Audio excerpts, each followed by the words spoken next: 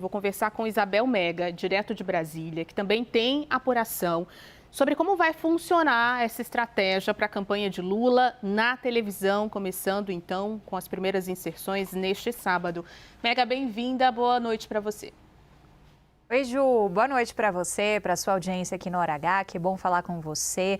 Ju, a gente tem muita expectativa de que seja um momento de ataque e contra-ataque, do lado do PT e do lado do PL. As campanhas vêm para cima uma da outra, com preparação de peças que miram o presidente Lula de um lado e que miram o senador Flávio Bolsonaro do outro.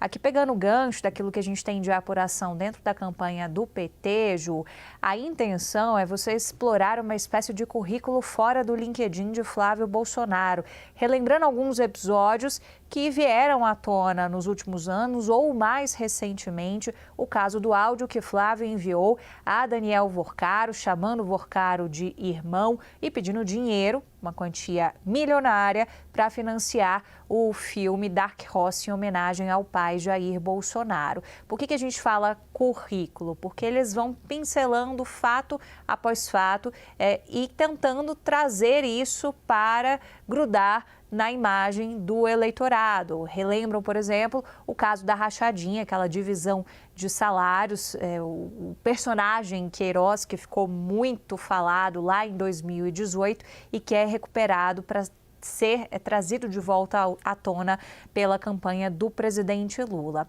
Agora, pela nossa apuração, eles querem dividir esses momentos. Então, vai ter um momento que vai ser muito voltado a esses ataques, mas vai ter um momento em que eles querem oferecer também um Lula propositivo, mas um Lula que lembre um pouco o que é o legado do passado, a construção da história do presidente Lula, mas principalmente o que um presidente que já governou o país por 3 vezes, fora os anos do governo Dilma, ainda tem a oferecer em termos de venda de futuro. Então, a ideia é trabalhar em pautas de entrega e que possam ser aprimoradas no eventual governo Lula 4, com foco muito grande, por exemplo, em bandeiras da educação e naquilo que pode conectar o eleitorado com uma promessa de futuro.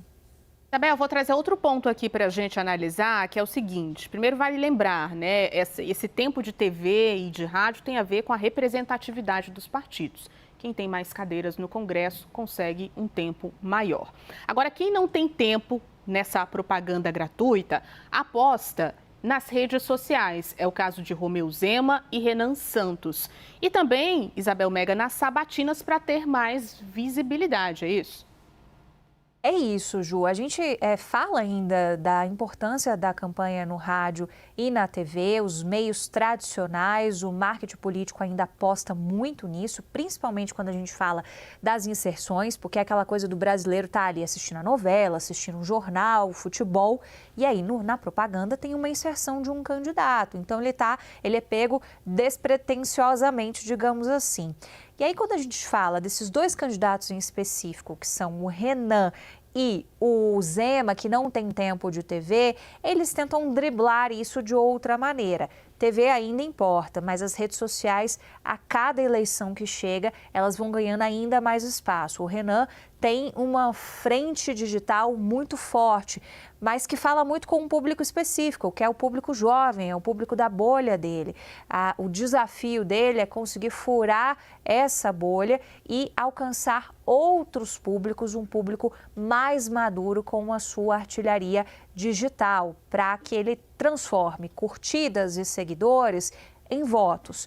Do outro lado, o time de Romeu Zema frisa não só a questão das redes sociais, mas principalmente as brechas que eles vão encontrando em momentos em que a televisão pode oferecer espaços igualitários, que é o que eles não estão conseguindo no horário eleitoral, já que o partido dele não vai ter nenhum direito a qualquer tempo no horário eleitoral gratuito ou nas inserções. E o fato deles não terem conseguido aliança com outros partidos dificultou bastante isso. Então, o que seriam esses espaços igualitários, Ju? Seriam, por exemplo, a participação em entrevistas, em sabatinas, porque aí você tem que dar o tempo igual. A gente vai falar ainda aqui sobre os efeitos ao longo do jornal das sabatinas do Jornal Nacional, por exemplo, pela grande audiência que tem o programa, e no caso do Romeu Zema, eles têm feito essa aposta realmente de audiência. Isso, inclusive, foi utilizado como justificativa para o fato dele não ter comparecido no último domingo ao primeiro debate presidencial que foi realizado pelo Grupo Bandeirantes de Comunicação, como manda a tradição. E Zema preferiu não ir, quis ficar para se preparar para o dia seguinte, que era justamente o dia da sabatina dele no Jornal Nacional. Então, ele aposta sobretudo nisso. O Augusto Cury ainda vai ter um tempo de TV e ele pretende se apresentar como alguém que consegue furar a polarização.